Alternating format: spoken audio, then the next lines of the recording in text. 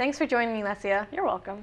Okay, so have you noticed a number of people increasing compared to last year in the food room? Well, so far, from our records, what they show is last year, by July 2009, because we were open during the summer, we had about 310 members or so, and already by November, like this date so far, we have about 226. So, I mean, we already have that much in November, so we can predict that by the end of the year this year, we should have closer to 400 if it still goes at the trends it's going at. So. Okay.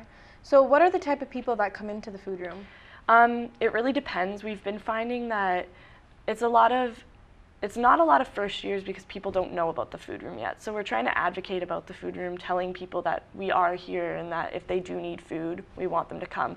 It's a lot of third and fourth year students, people who know about it, as well as a lot of students who are doing masters or PhDs, working, like a lot of international students who've come from other countries and who are coming here to upgrade their degrees, which they got in another country. So I know, for instance, meeting a few people here and there, I've met a few people who did have a PhD in another country and came here and it wasn't usable or they could not get a job. So now they have a master, they're working on their masters so that they can get a job, as well as having kids. They can find that they're in financial need. So using the food room is a good idea, and it's been helping them along. So.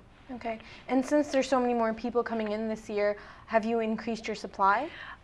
We have been noticing that our demand is much higher than the supply we have. There was a good chunk of October that like a lot of people were walking in and saying, this is the emptiest I've ever seen the food room. So we did find that it was very empty, but we get every second week we get a delivery from the Daily Bread Food Bank. So we were increasing that order that we would put in, as well as we've been asking for donations. We did a fall food drive, and we've been doing things to increase our supply so that we can keep up with the demand. So. Okay. We're hoping that that'll work. Right now we have a pretty good stock in the food room. We've been getting deliveries from Ted Rogers School of Management. They're doing mock exams, so when people come in, they have to donate a food item. So we've been getting that, as well as the Ram and the Rye, like the food services of Ryerson are doing a drive where you bring in a canned food and it's 5% off your tab. So how many food items can one person take?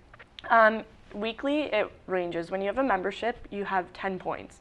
And how it works is basically like one item, say for instance a box of Kraft dinner. If we have a lot in the food room, we'll usually give like 2 for 1 point. Right now we've been doing 1 for 1 point for everything. So they have an amount of 10 points. And depending on like a big bag of noodles, for instance, that might be something like 2 points. We just kind of have to make it fair for everyone so that it doesn't run out so fast. So. Okay, thank you for joining me, Lesia. You're That's welcome. all the time we have for today. Now back to the desk.